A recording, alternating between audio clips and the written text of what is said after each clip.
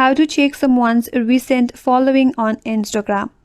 Hi everyone, this is Kate and welcome back to another video, and on today's video we will see how we can check someone's recent following on Instagram. So without further delay, let's get started with this video.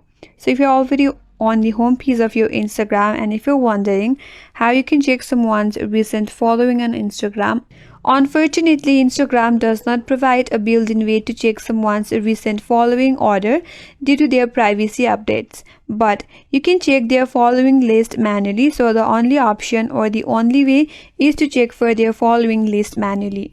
So for that, you have to go to their profile. You can use the search bar and search for their account and go to their profile. So once you're on your profile, you have to tap on their following. And here you will see the list of people that they follow. So now you have to observe any new profile. Instagram usually does not show followers in chronological order, but if you check frequently, you may notice new accounts appearing.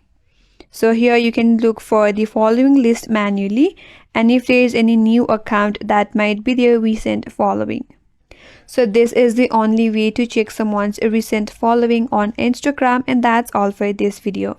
Hope this video was helpful, and if you're new to our channel, consider subscribing. Thanks for watching and stay tuned for more videos.